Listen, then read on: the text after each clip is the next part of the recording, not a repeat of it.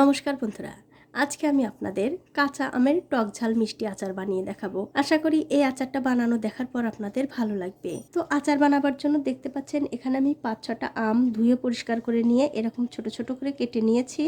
এখন এর মধ্যে দিয়ে দিচ্ছি স্বাদ মতো নুন আর একটু হলুদের গুঁড়ো। এবারে নুন আর হলুদের সঙ্গে এই আমগুলো খুব ভালো করে মাখিয়ে নেব। আমি এখানে খোসা শুদ্ধ এই আমের আচার বানাচ্ছি, আপনারা চাইলে কিন্তু খোসাগুলো ছাড়িয়েও এই আমের আচার বানিয়ে নিতে পারেন। তো এই দেখুন নুন হলুদ দিয়ে আমগুলো কিন্তু খুব ভালো করে মাখিয়ে নিয়েছি। এখন আমি এই আমগুলো একদিন রোদে দিয়ে একটু শুকিয়ে নেব। তো এই যে দেখুন আমগুলো কিন্তু একদিন রোদে দিয়ে আমি শুকিয়ে নিয়েছি। এখন একটা কড়াইতে দিয়ে দিচ্ছি কিছু শুকনো লঙ্কা, গোটা মৌরি, 1 চামচ ধনে আর 1 চামচ গোটা জিরা। এবারে গ্যাসের ফ্লেমটা লো টু মিডিয়ামে রেখে এই মশলাগুলো একটু ভালো করে ভেজে নিতে হবে। তো এই দেখুন মশলা কিন্তু ভালো করে ভাজা হয়ে গেছে। এখন আমি গ্যাসের ফ্লেমটা বন্ধ করে দিয়ে এই মশলাগুলো অন্য একটা পাত্রে তুলে একটুখানি ঠান্ডা করে গুঁড়ো করে নেব। মশলাগুলো তুলে নেবার পর ওই কড়াইতে দিয়ে দিচ্ছি একটু সর্ষের তেল। তেলটা যখন একটু ভালো করে গরম হয়ে যাবে তখন এই তেলের মধ্যে দিতে হবে 5 ফোড়ন। তারপর 5 ফোড়নটা তেলের সঙ্গে ভালো করে ভেজে নিয়ে এর মধ্যে দিয়ে দিচ্ছি আগে থেকে কেটে রাখা সেই আম। এবারে ফোড়নের সঙ্গে আমগুলো একটু ভালো করে ভেজে নিতে হবে। তবে বন্ধুরা খুব একটা বেশি না, অল্প একটু সময় নাড়াচাড়া করে নিলেই কিন্তু হয়ে যাবে। তো এই দেখুন ফোড়নের সঙ্গে আমগুলো কিন্তু ভালো করে মিশিয়ে নিয়েছি প্রায় 1 মিনিটের মতো। এখন আমি এর মধ্যে দিয়ে দিচ্ছি আখের গুড়।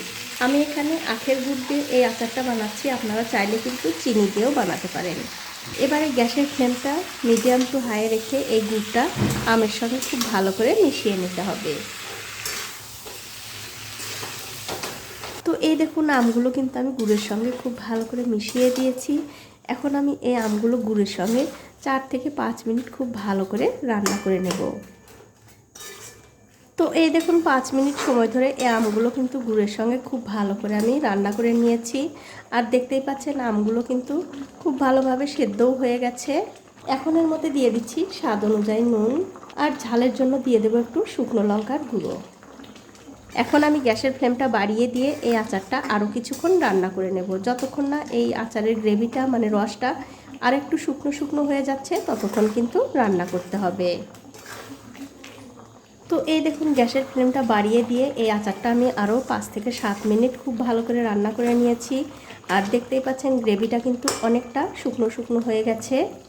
এখন আমি এর মধ্যে দিয়ে দিচ্ছি আগে থেকে ভেজে রাখা সেই মশলাটা আমি গুঁড়ো করে নিয়েছি, সেই মশলা দিয়ে দিলাম। এবারে গ্যাসের ফ্লেমটা লো টু মিডিয়ামে রেখে এই আচারটা আমি আরও কিছুক্ষণ রান্না করে নেব। আর আমার এই ছোট্ট চ্যানেলটি যারা সাবস্ক্রাইব করেছেন তাদেরকে অনেক ধন্যবাদ, আর যারা সাবস্ক্রাইব করেননি তাদেরকে সাবস্ক্রাইব করে নেওয়ার অনুরোধ রইল। দেখুন মশলাটা কিন্তু আমি খুব ভালো করে মিশিয়ে দিলাম। এবারে এই আচারটা আমি আরও 2 থেকে 3 মিনিট রান্না করে নেব। তো এই দেখুন আচারটা কিন্তু আমি আরও 2-3 মিনিট সময় ধরে খুব ভালো করে রান্না করে নিয়েছি। আর দেখতেই পাচ্ছেন এই গ্রেভিটা কিন্তু আরও একটু শুকিয়ে গেছে, মানে ঘন হয়ে গেছে। এর চেয়ে আর বেশি শুকানোর দরকার নেই, তার কারণ হচ্ছে এই আচারটা যখন ঠান্ডা হবে তখন কিন্তু এই গ্রেভিটা আরও একটু ঘন হয়ে যাবে।